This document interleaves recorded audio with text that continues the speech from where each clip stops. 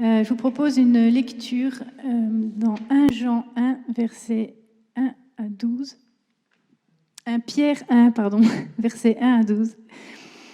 De la part de Pierre, apôtre de Jésus-Christ, à ceux qui sont étrangers et dispersés dans le Pont, la Galatie, la Cappadoce, l'Asie et la Bithynie, à vous qui avez été choisis, conformément à la prescience de Dieu le Père, et conduits à la sainteté par l'Esprit, afin de devenir obéissants et d'être purifiés par le sang de Jésus-Christ. Que la grâce et la paix vous soient multipliées. Béni soit Dieu, le Père de notre Seigneur Jésus-Christ. Conformément à sa grande bonté, il nous a fait naître de nouveau, à travers la résurrection de Jésus-Christ, pour une espérance vivante, pour un héritage qui ne peut ni se détruire, ni se souiller, ni perdre son éclat. Il vous est réservé dans le ciel, à vous, qui êtes gardés par la puissance de Dieu, au moyen de la foi, pour le salut prêt à être révélé dans les derniers temps. C'est ce qui fait votre joie, même si maintenant, puisqu'il le faut, vous êtes pour un peu de temps attristés par diverses épreuves. Ainsi, la valeur éprouvée de votre foi, beaucoup plus précieuse que l'or, qui est périssable et que l'on soumet pourtant à l'épreuve du feu, aura pour résultat la louange, la gloire et l'honneur lorsque Jésus-Christ apparaîtra. Vous l'aimez sans l'avoir vu, vous croyez en lui sans le voir, et encore vous vous réjouissez d'une joie indescriptible et glorieuse parce que vous obtenez le salut de votre âme pour prix de votre foi. Les prophètes qui ont parlé de la grâce qui vous était réservée ont fait de ce salut l'objet de leurs recherches et de leurs investigations. Ils cherchaient à découvrir l'époque et les circonstances indiquées par l'Esprit de Christ qui était en eux lorsqu'ils attestaient d'avance les souffrances du Messie et la gloire dont elles seraient suivies. Il leur a été révélé que ce n'était pas pour eux-mêmes, mais pour vous, qu'ils étaient au service de ce message. Les hommes qui vous ont prêché l'Évangile par le Saint-Esprit envoyé du ciel vous ont maintenant annoncé ce message dans lequel les anges eux-mêmes désirent plonger leur regard. Bonjour, merci à Fanny pour ce texte lu et au groupe de louanges pour ce temps où nous sommes entrés dans l'adoration et la louange. Ce matin, nous vous proposons de méditer ce premier passage de 1 Pierre, mais ça sera quelque chose qui va être suivi au cours des mois qui viennent, pas sous forme de série régulière, mais de temps en temps, comme ça, au cours des mois qui viennent, nous allons essayer d'étudier cette première épître de Pierre. Elle commence avec ce premier verset, de la part de Pierre, apôtre de Jésus-Christ, à ceux qui sont étrangers et dispersés dans le Pont, la Galatie, la Cappadoce, l'Asie et la Bithynie, à vous qui avez été choisis. Les églises fondées par Paul en Asie mineure, l'Asie mineure c'est la Turquie actuelle, ont à peu près une quinzaine d'années d'existence quand Pierre écrit sa lettre. Elles sont composées surtout de gens du cru, c'est-à-dire des locaux ou des nationaux d'Asie mineure, non-juifs. Et Pierre, le disciple de Jésus, s'adresse à eux pour les encourager à tenir ferme, quelle que soit l'opposition. Il va écrire ça entre les années 64 à 68 après Jésus-Christ, c'est-à-dire juste quelque temps avant sa mort. Ces personnes sont bien habitantes, je vous ai dit, de l'Asie mineure. Elles sont issues de cette région, et pourtant Pierre s'adresse à ceux qui sont étrangers et dispersés. Étrangers, dans le texte grec, cela veut dire un homme en séjour limité, toléré dans un autre pays que le sien, ici la Turquie, mais sans statut ni protection légale. Et dispersé, c'est ce qui a donné le mot diaspora. Ça signifie dissémination, et voilà des chrétiens disséminés dans toute l'Asie mineure, avec des églises éloignées les unes des autres. Ces premiers chrétiens, donc, bien que natifs du pays, étaient devenus étrangers à leur pays. Étrangers parce qu'ils ne pouvaient plus adorer dans les temples païens, parce qu'ils ne pouvaient plus adorer l'empereur romain, parce qu'ils ne participaient plus aux orgies, aux beuveries de leur temps. Et de ce fait, ils étaient rejetés, brimés, mis de côté économiquement. En 2 mots, Pierre explique la situation sociale des chrétiens de tous les temps. Notre séjour sur la terre actuelle est limité. Ce n'est pas notre habitat naturel, bien que nous y vivions. Et si nous vivons comme des chrétiens authentiques, nous serons obligatoirement, d'une manière ou d'une autre, mis en marge. On le voit dans beaucoup de pays. Quand vous êtes musulman et que vous vous tournez vers le christianisme, vous quittez la Oumma, c'est-à-dire la communauté. Quand vous êtes bouddhiste et que vous vous convertissez, vous rompez l'harmonie sociale, car vous ne participez plus à certaines fêtes religieuses. Et dans certains pays, on va même vous emprisonner rien que pour cette cause-là. Et quand vous êtes chrétien en Occident, c'est bien sûr un peu différent. Culture et religion ont été séparées depuis bien longtemps, mais par contre, vous devez malgré tout faire des choix. En effet, vous vous retrouvez dans pas mal de domaines éthiques en but avec une société qui vous semble étrangère. Quand vous avez 15-20 ans, au lycée ou à la fac, et que l'on a besoin d'avoir des amis, est-ce que si l'on veut suivre Christ, on ne se sent pas étranger et dispersé ?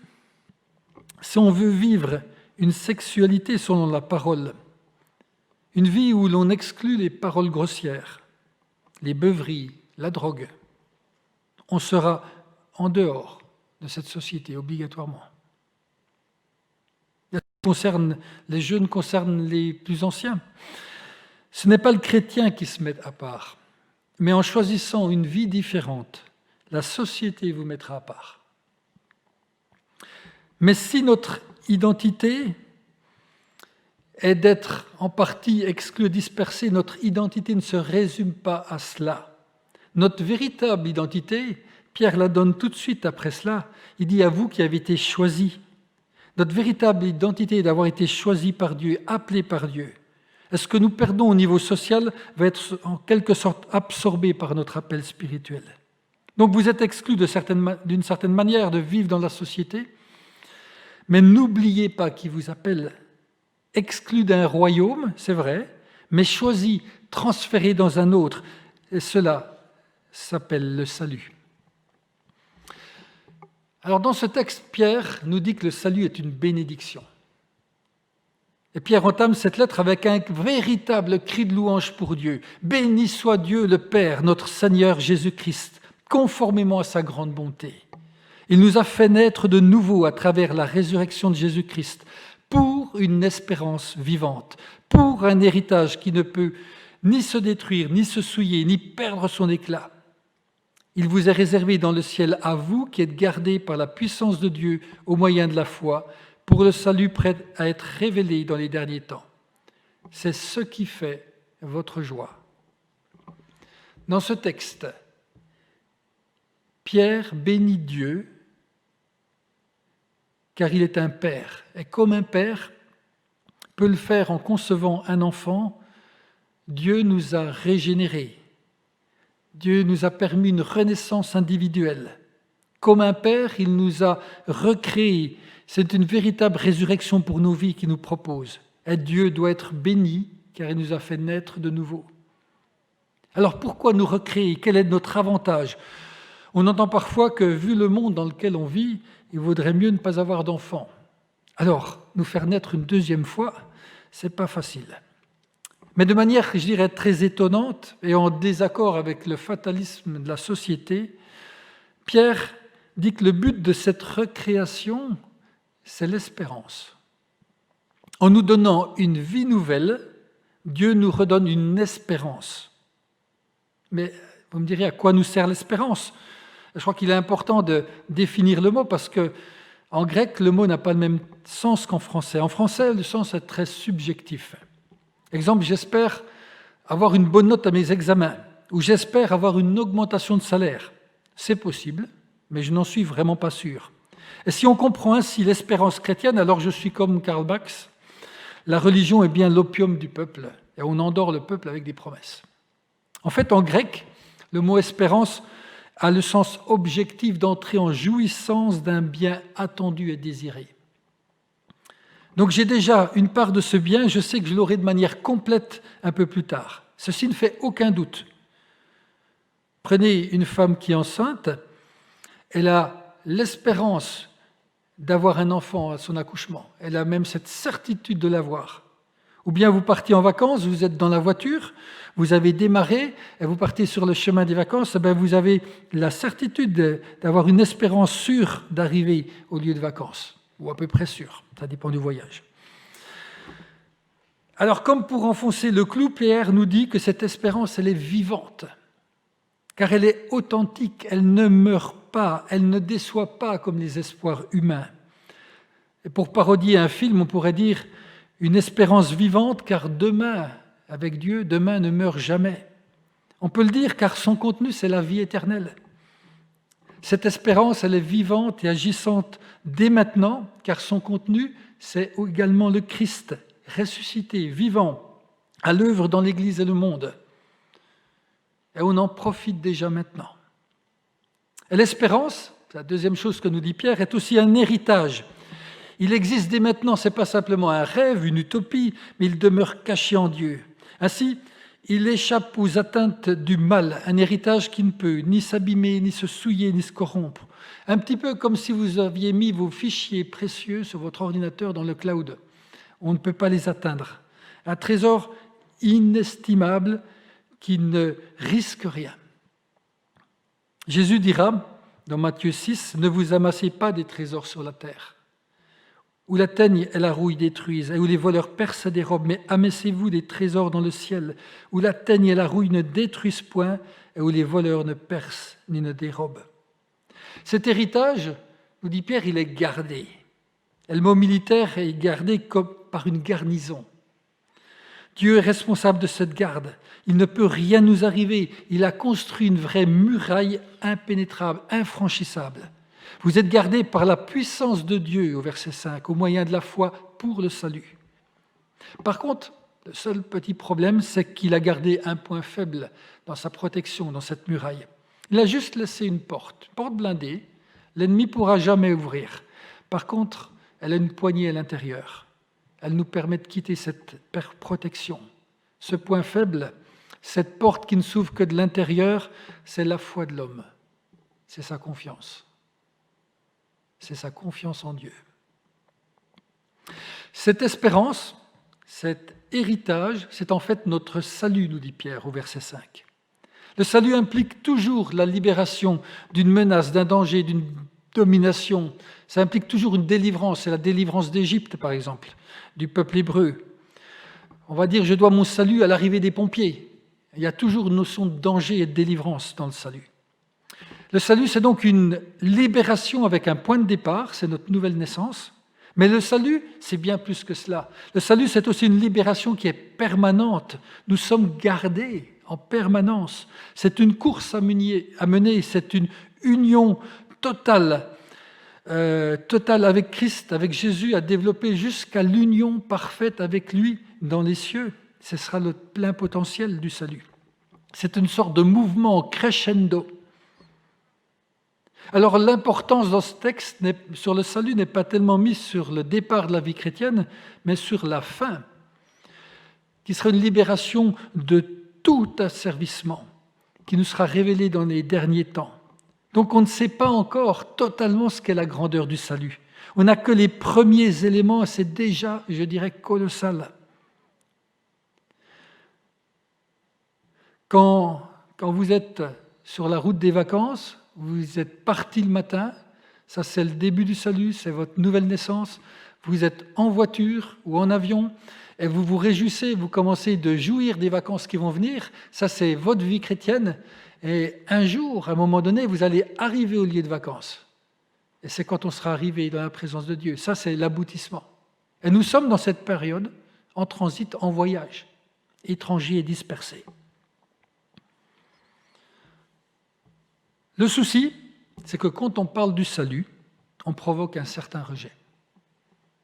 Dans notre monde pluriel, tolérant, on ne supporte plus qu'on dise que le salut est une nécessité. Cela a conduit à mettre Jésus comme une option, mais plus comme la vérité. On voit les gens comme des gens essentiellement bons, dans notre société, éventuellement blessés par certaines maladies, ou alors victimes des autres, victimes du système, mais aucun n'est véritablement en faute devant Dieu, avec le besoin d'être sauvé, d'être créé. On entend souvent toutes les religions mènent à Dieu.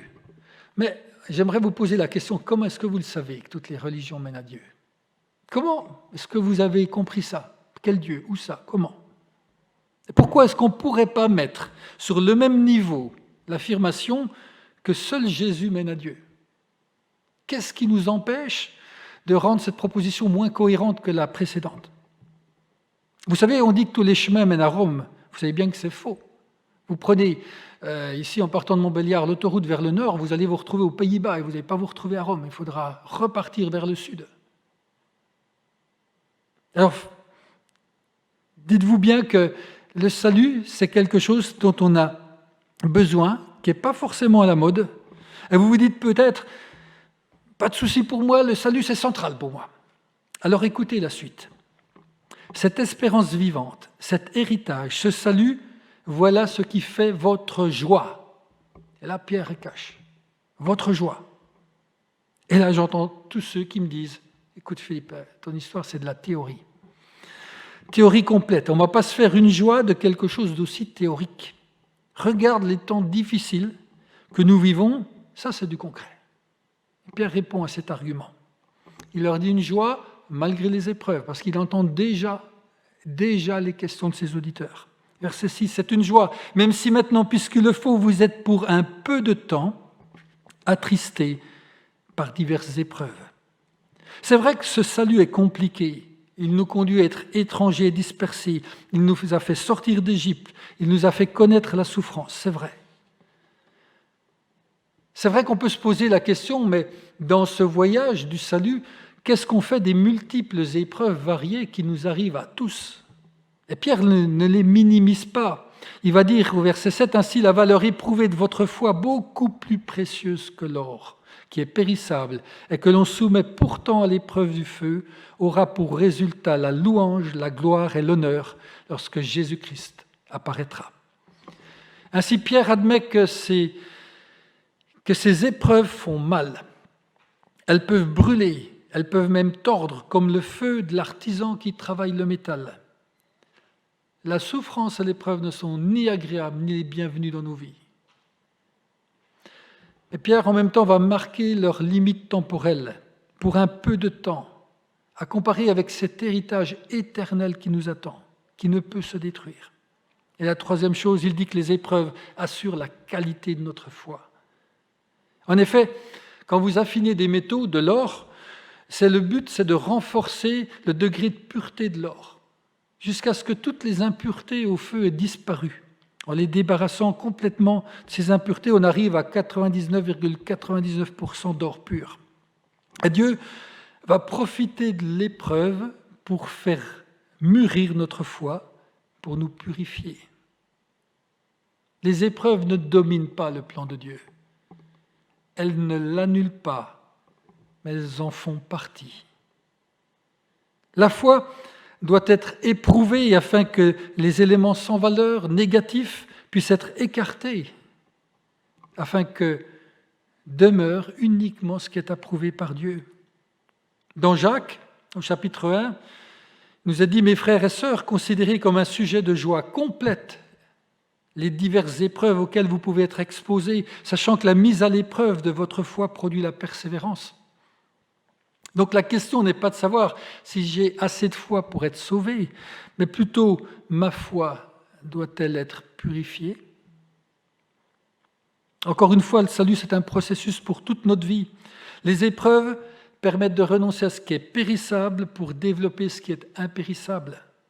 Calvin affirmait que si Dieu répondait à toutes nos demandes comme nous le désirons, le chrétien ne saurait pas ce que c'est de suivre Dieu. La souffrance, finalement, ne fait alors que rendre notre foi plus profonde. Nous sommes appelés à garder la foi, à se laisser purifier en faisant confiance à ce Dieu digne de foi. Digne de foi, même si la souffrance est absurde, même si l'épreuve est incompréhensible. Alors ne nous laissons pas submerger par l'épreuve, mais regardons à ce que Dieu veut produire en nous. Je vous propose de faire une pause dans ce message et d'écouter le témoignage de Loro, qui vit au Mexique.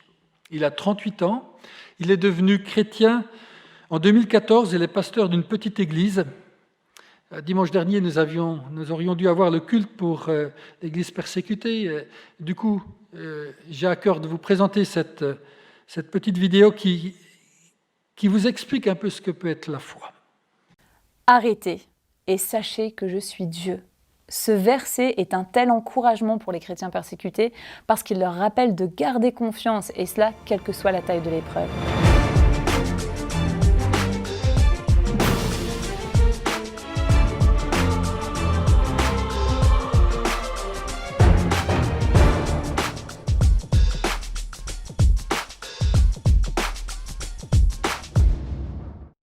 Parfois, dans la vie, les épreuves à traverser peuvent être de l'intensité d'une tempête, de la taille d'une montagne. Et c'est ce que Lauro a connu. Cet homme est devenu chrétien au Mexique. Il a été persécuté par les membres de son village parce qu'il ne voulait pas suivre les coutumes locales.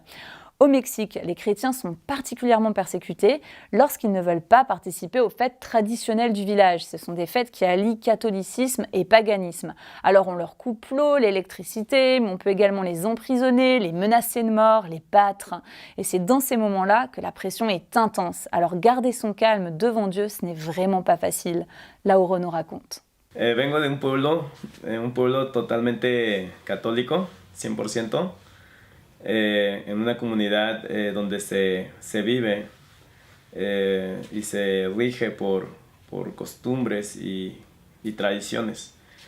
Entonces yo me convertí en el año 2014 y entonces también empezamos a compartir nuestra fe con otros amigos de la comunidad, y pues esto no les gustó a nuestros compañeros, a los de nuestro pueblo.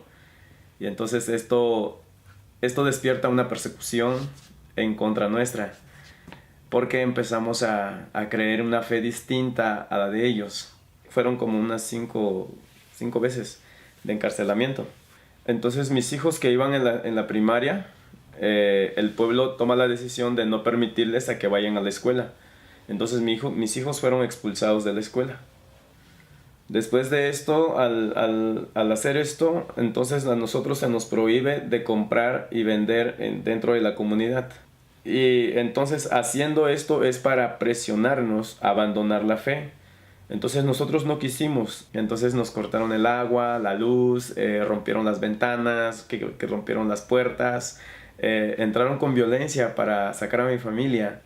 Sí, y entonces yo, para defender mi familia, yo me entregué voluntariamente. Le digo, pues aquí estoy, si a mí me buscan, aquí estoy, llévenme a mí. Entonces me llevaron y me metieron otra vez a la cárcel. Mientras yo estaba en la cárcel, amenazaron a mi mamá de expulsarla a ella si yo no me rendía. Entonces después tomaron la decisión de quemarme a mí con gasolina y prenderme fuego si yo no renunciaba a la fe. Y entonces ahí fueron ya las amenazas más fuertes. Entonces era: abandonas tu fe o mueres. Entonces yo en ese momento empecé a confiar más en Dios, y yo decía, si muero, me voy con Dios, y si vivo, voy a vivir para Él. Pero pensaba yo en mi mente, en mi corazón, pero ¿qué va a pasar con mi madre? ¿Qué va a pasar con mi esposa? ¿Qué va a pasar con mis hijos? Y entonces era tomar una decisión muy fuerte: resistir o sacan a mi mamá. Entonces me acordé un versículo de la palabra donde dice, en Juan, dice: no hay mayor amor que dar la vida por los amigos.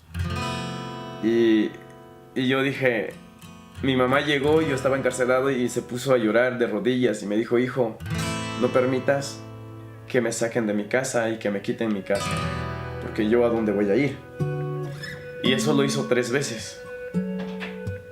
Entonces dice ella: acepta tú a salir de la comunidad y firma un documento donde tú le niegas tu fe. Entonces, y me dejan a mí libre. Entonces, aquí fue el clímax de todo, ¿no? Aquí llegó el momento decisivo. Era como la medianoche, después de 5 días de estar encarcelado, con mucha tortura emocional, físico, porque no me dieron de comer, ni de beber, ni visitas, ni nada. Entonces acepté lo que el pueblo proponía. Acepté salir del pueblo, de ser expulsado, a perder tierras, casa, pertenencias, mi familia, a dejarlo todo por Cristo. Yo dije, voy a salir de mi pueblo, pero jamás renunciaré a mi fe. Solo sé que Dios me ayudó, solo sé que Él estuvo conmigo. Y eso fue, eso es lo que nosotros vivimos. Para aquellos que viven persecución, para aquellas personas que sufren, no precisamente persecución, puede ser la pobreza, puede ser enfermedad, puede ser discriminación, puede ser cualquier cosa. La fe en Cristo es lo más importante. Beaucoup de chrétiens comme Lauro ont tout perdu parce qu'ils ont décidé de ne plus vivre d'après les traditions locales. Ce sont des traditions qui leur demandent de boire à outrance pour se mettre dans un état de transe ou encore qui les invitent à suivre des processions avec lesquelles ils ne sont pas d'accord. Lauro est très reconnaissant pour toutes celles et ceux qui prient pour les chrétiens persécutés. D'ailleurs, lui et son épouse prient également dans ce sens. Je vous propose qu'on puisse tous ensemble prier pour les chrétiens persécutés au Mexique, et cela juste après avoir écouté Lauro. Nunca pensé de conocer tanta gente y que me digan, oye, estamos orando por ti. Oye, tenemos tu caso en las manos de Dios. O que me digan, oye, en Brasil se ora por ti, en Francia, en Holanda, en Cuba, en 140 países se ora por ti. Y eso a mí me alienta, me anima. Yo creo que es cuando más fuerte me siento. Es pedirle a Dios y decirle, Señor, fortalece a los hermanos que son perseguidos. Dales una sabiduría, dales un corazón como el corazón tuyo, dales entendimiento, discernimiento, para que ellos puedan comprender tu visión, tu misión y tu propósito en el cual tú los has llamado, ¿sí? Entonces, y pues de ahí seguimos pidiéndole al Señor que la fe nunca les haga falta, que nunca su fe mengue, baje, ¿sí? Sino que tengan una fe perseverante, una fe sólida, una fe que no se debilite en el momento de persecución, de prueba, de enfermedad, de toda clase de cosas. Que Dios les dé esa fe.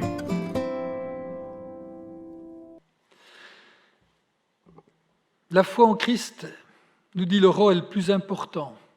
Une foi persévérante, solide, qui ne faiblit pas au moment de l'épreuve.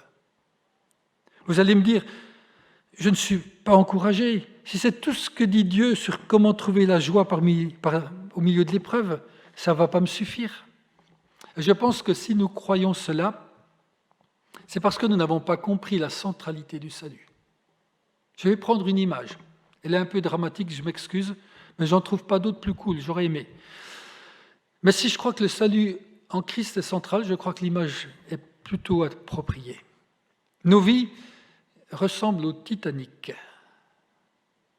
Au Titanic qui fonce sur un iceberg. La seule différence peut-être, c'est que notre bateau personnel, il fonce souvent en plus sur une mer déchaînée. L'issue, elle est fatale et dramatique pour chacun d'entre nous. Comme le Titanic, nous coulerons et nous mourrons tous. Je crois que jusque-là, personne ne peut me contredire. Face à cette issue inéluctable, Dieu nous propose un plan de sauvetage. Un bateau, un seul, nous est envoyé pour nous sauver, avec Jésus à bord.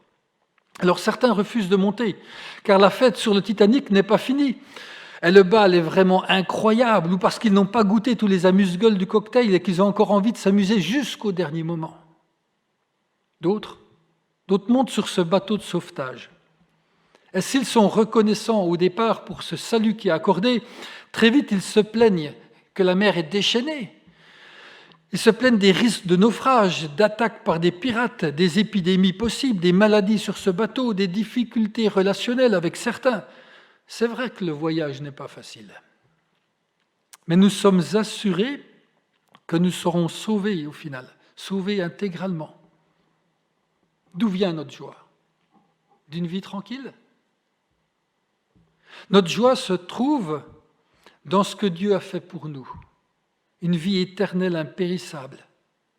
Le chrétien alors peut être joyeux, même au milieu de la peine et de la souffrance. Cette sorte de joie n'est pas un thermomètre, où notre joie monte et descend en fonction des circonstances. Aujourd'hui, c'est le confinement, donc je suis à -10. Et demain, quand on sera en vacances, je serai à +20. Non. Notre joie, dans ce cas-là, c'est plutôt un thermostat, la joie de Dieu. Un thermostat qui détermine la température spirituelle des circonstances. Parce que nous sommes là, parce que la joie de Dieu est là, la joie du salut est là, le thermostat peut faire monter la température. Notre joie vient du salut procuré, de l'embarquement dans ce bateau de sauvetage, mais aussi de ce que Dieu continue de faire dans notre vie, au quotidien, la vie sur le bateau, une union toujours plus forte avec Jésus.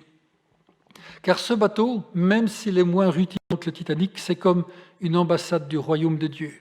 On y vit avec les règles du royaume de Dieu. En même temps, nous sommes implantés sur une terre, ou plutôt une mer étrangère, mais dont nous subissons les conséquences. Sur ce bateau, une nouvelle vie a débuté, pas seulement centrée sur nous. Je suis joyeux et tant pis pour les autres. Non, une nouvelle vie avec les règles du royaume de Dieu. De nouvelles relations ont démarré. On ne peut pas vivre comme sur le Titanic, sans amour, sans bienveillance, sans joie les uns avec les autres. Nous ne sommes pas appelés non plus à profiter égoïstement de ce nouveau statut. Tant mieux, je suis sauvé, et tant pis pour les autres.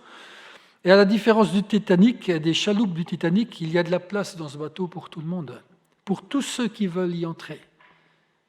Et nous devons partager cette nouvelle, tendre la main à d'autres qui sont encore à bord de leur Titanic personnel, de leur navire en perdition. Le défi, vraiment le défi de notre vie, c'est de garder cette joie du salut sur le bateau de la vie quotidienne. Garder cette joie du salut avec un conjoint qui n'est peut-être pas facile, avec des enfants qui sont peut-être insupportables. Garder cette joie du salut malgré le confinement, malgré le mauvais temps, malgré l'isolement, malgré la maladie, tout ce que vous pouvez imaginer. Alors c'est vrai que ce n'est pas facile, mais nous sommes sûrs d'arriver au bon port si nous gardons la foi. Laurent, dans cette vidéo, disait « Si je meurs, je vais auprès de Dieu. Si je vis, je vivrai pour lui. » C'est cela la foi. Si les épreuves enlèvent notre joie, nous devons alors réfléchir sur les bases et les valeurs de notre vie chrétienne. L'approche biblique de la vie inclut la souffrance. Mais la souffrance ne peut ravir la vraie joie qui vient de Dieu, car elle ne peut ravir ni l'espérance, ni l'héritage. Et c'est devenu tellement réel et concret ce salut que Pierre va préciser au verset 8, « Vous l'aimez sans l'avoir vu, vous croyez en lui sans le voir encore, et vous vous réjouissez d'une joie indescriptible et glorieuse, parce que vous obtenez le salut de votre âme pour prix de votre foi. Vous aimez ainsi Christ même sans l'avoir vu à cause du salut offert, et surtout expérimenté au quotidien, parce que c'est du vécu. Avez-vous perdu votre joie? Alors replongez dans le salut offert par Christ et vivez cette union avec Christ. Et Pierre nous dit carrément que cette joie, elle est indescriptible, glorieuse. Alors, cette histoire, elle est tellement incroyable que les prophètes, nous dit Pierre, ont passé leur vie à faire des recherches et des investigations pour savoir comment ce salut allait arriver, à quel moment, par qui et de quelle manière. En fait, tout ce qu'ils annonçaient, ils vont réellement le découvrir que le matin de Pâques. Cette histoire, elle est tellement incroyable que les anges eux-mêmes cherchent à y plonger leur regard. Imaginez 2 minutes les anges courbés vers la terre, fascinés par ce qui arrive aux hommes. Le spectacle est tel, quand ils voient cette histoire du salut, que le désir de le voir renaît chez les anges dès qu'ils ont arrêté de regarder. C'est tellement génial, cette histoire du salut pour eux. Opération Salut, c'est la plus grande opération de sauvetage à l'échelle planétaire. Et la seule et l'unique qui porte sur l'éternité. Alors sur ce bateau qui vogue vers une nouvelle terre et des nouveaux cieux, même si nous avons des temps difficiles à vivre, nous devons nous réjouir de pouvoir expérimenter le salut de Dieu, la présence de Dieu quotidienne dans nos vies et dans nos cœurs. Dieu nous appelle à être ces thermostats qui réchauffent la température spirituelle de notre environnement et qui communiquent cette joie indescriptible du salut. Je voudrais prier. Seigneur, je te remercie parce que c'est toi qui procures cette joie. On ne peut pas la fabriquer. Elle n'est pas artificielle.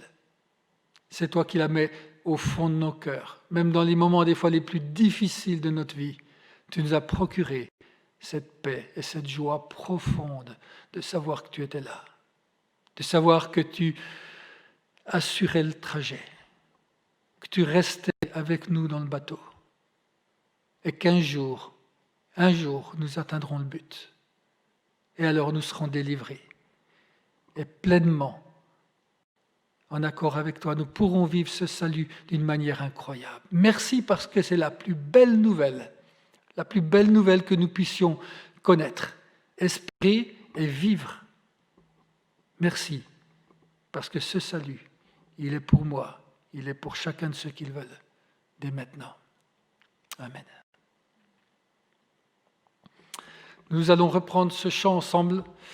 En Jésus seul est mon espoir. Chant qui raconte l'histoire de notre salut.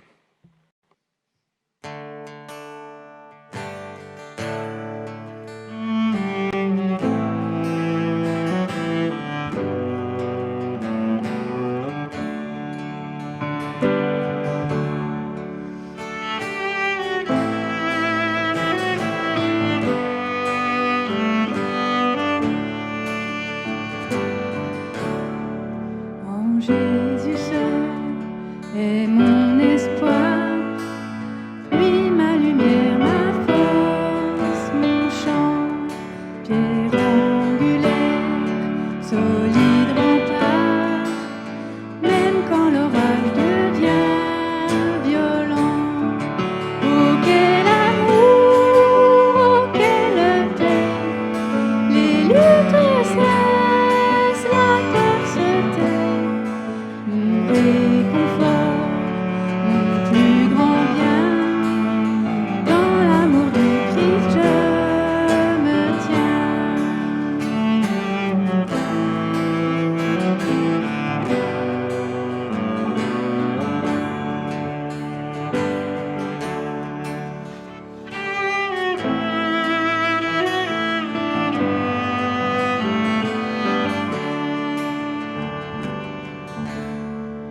En Jésus seul, Dieu s'est fait chair, dans un enfant, oh quel mystère, ce don d'amour, de sainteté, haï par ceux qu'il vint sauver, jusqu'à la croix, il s'est livré, sur lui la colère est tombée, tous mes péchés, il les a pris, par la mort de Jésus, je vis.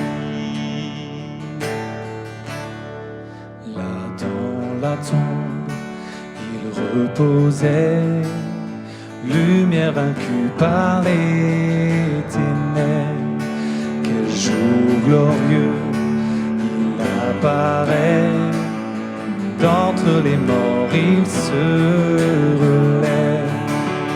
Sur ma vie, par sa victoire, le péché perd tout son pouvoir. Il est à moi, je suis à lui, racheté par le sang du Christ. Je vis en paix, je meurs sans crainte, gardé par la puissance du Christ, du premier cri au dernier souffle. Jésus est maître de ma vie. Les plans des hommes ou du malin ne peuvent m'arracher de sa main, et qu'il revienne ou me rappelle, par la force du Christ je tiendrai. Les plans des hommes ou du malin ne peuvent m'arracher de sa main, et qu'il revienne ou me rappelle, par la force du Christ je tiendrai.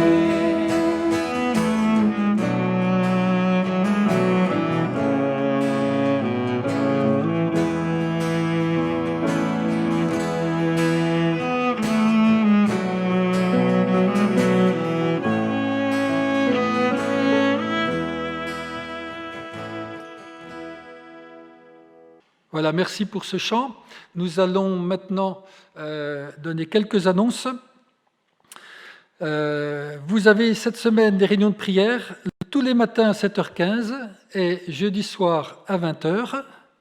Vous trouverez une vidéo d'encouragement mercredi 18 à 14h. Culte dimanche prochain à 10h avec Mireille Chevassu. Et si vous voulez joindre l'équipe pastorale, n'hésitez pas à écrire à pastoralprairie@yahoo.fr. Et pour terminer ce temps de culte, je vous laisse ce texte d'Hébreux 2, verset 3. Comment échapperons-nous en négligeant un si grand salut, qui, annoncé d'abord par le Seigneur, nous a été confirmé par ceux qui l'ont entendu?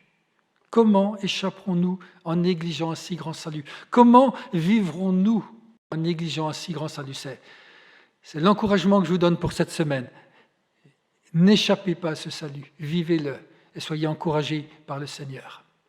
Le Seigneur vous bénisse. Bon dimanche à chacun.